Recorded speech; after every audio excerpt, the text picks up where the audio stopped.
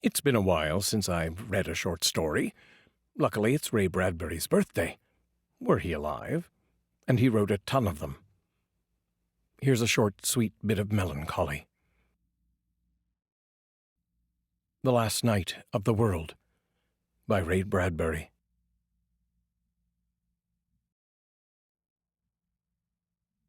What would you do if you knew that this was the last night of the world?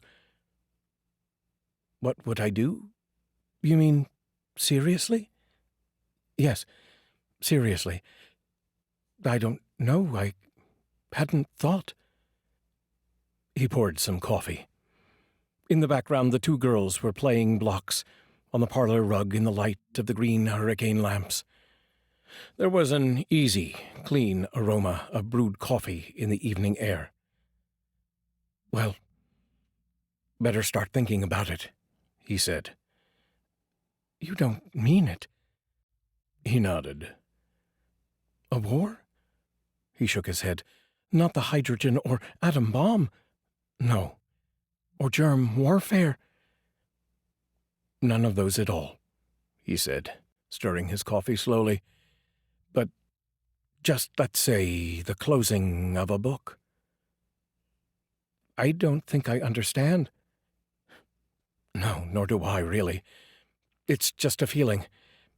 Sometimes it frightens me, sometimes I'm not frightened at all, but at peace. He glanced at the girls and their yellow hair shining in the lamplight. I didn't say anything to you. It first happened about 4 nights ago. What? A dream I had. I dreamed that it was all going to be over. And a voice said it was. Not any kind of voice I can remember, but a voice anyway, and it said things would stop. Here on Earth. I didn't think too much about it the next day. But then I went to the office and caught Stan Willis looking out the window in the middle of the afternoon. And I said, "A penny for your thoughts, Stan." And he said, "I had a dream last night." And before he even told me the dream, I knew what it was. I could have told him, but he told me. And I listened to him. It was the same dream? The same. I told Stan I had dreamed it too. He didn't seem surprised. He relaxed, in fact. Then we started walking through the office, for the hell of it. It wasn't planned. We didn't say, let's walk around. We just walked on our own. And everywhere we saw people looking at their desks or their hands or out windows. I talked to a few. So did Stan. And they all had dreamed? All of them. The same dream with no difference. Do you believe in it? Yes. I've never been more certain. And when will it stop? The world, I mean. Sometime during the night for us. And then as the night goes on around the world, that'll go too. It'll take 24 hours for it all to go. They sat a while, not touching their coffee. Then they lifted it slowly and drank, looking at each other. Do we deserve this? She said.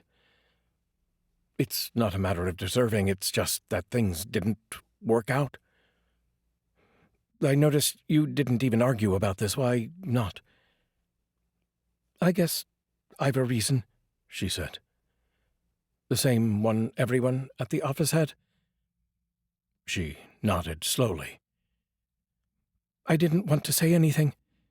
It happened last night, and the women on the block talked about it among themselves today. They dreamed. I thought it was only a coincidence. She picked up the evening paper. There's nothing in the paper about it. Everyone knows, so there's no need. He sat back in his chair, watching her. Are you afraid? No, I always thought I would be, but I'm not. Where's that spirit called self-preservation they talk so much about? I don't know. You don't get too excited when you feel things are logical. This is logical. Nothing else but this could have happened from the way we've lived. We haven't been too bad, have we? No, nor enormously good. I suppose that's the trouble. We haven't been very much of anything, except us. While a big part of the world was busy, being quite lots of awful things. The girls were laughing in the parlor. I always thought people would be screaming in the streets at a time like this. And I guess not. You don't scream about the real thing. Do you know, I won't miss anything but you and the girls. I never liked cities or my work or anything except you three.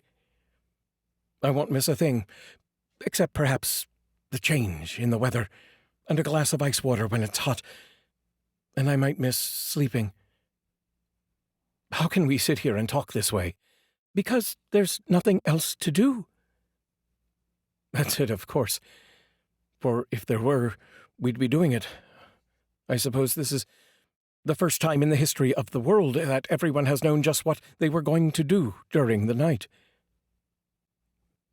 I wonder what everyone else will do now, this evening, for the next few hours. Go to a show, listen to the radio, watch television, play cards, put the children to bed.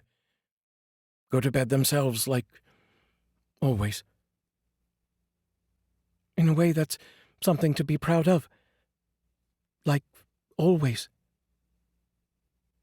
They sat a moment, and then he poured himself another coffee. Why do you suppose it's tonight? Because. Why not some other night, in the last century, or 5 centuries ago, or 10? Maybe it's because it was never October 19th, 1969, ever before in history. And now it is, and that's it. Because this date means more than any other date ever meant. Because it's the year when things are as they are all over the world. And that's why it's the end. There are bombers on their schedules both ways across the ocean tonight. That'll never see land. That's part of the reason why. Well, he said, getting up. What shall it be? Wash the dishes? They washed the dishes and stacked them away with special neatness. At 8:30 the girls were put to bed and kissed good night, and the little lights by their beds turned on, and the door left open, just a trifle. I wonder, said the husband, coming from the bedroom and glancing back, standing there with his pipe for a moment. What? If the door will be shut all the way, or if it'll be left just a little ajar, so some light comes in. I wonder if the children know. No, of course not. They sat and read the papers, and talked, and listened to some music on the radio, and then sat together by the fireplace, watching the charcoal embers as the clock struck 10:30, and 11, and 11:30.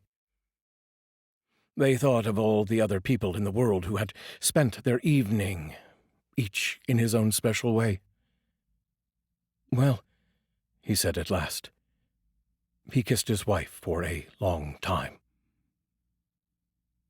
We've been good for each other, anyway. Do you want to cry? He asked. I don't think so.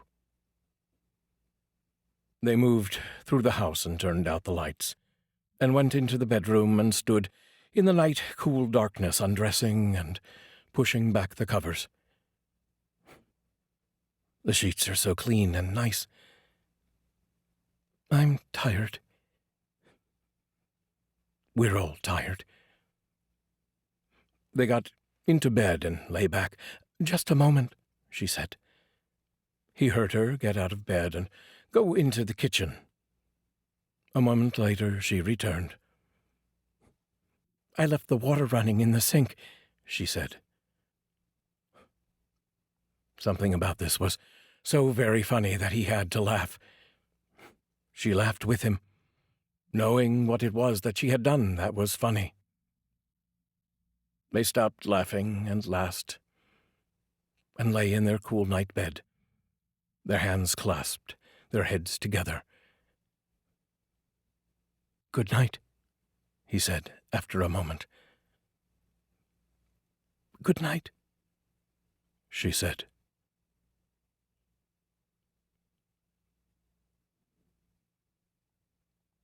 The Last Night of the World by Ray Bradbury. Please use the links. Give me a like, a share, subscribe if you wish. Let me know if you'd like to hear more short stories. Even a short story is somewhat longer than what I usually do. At any rate, I will see you, tomorrow.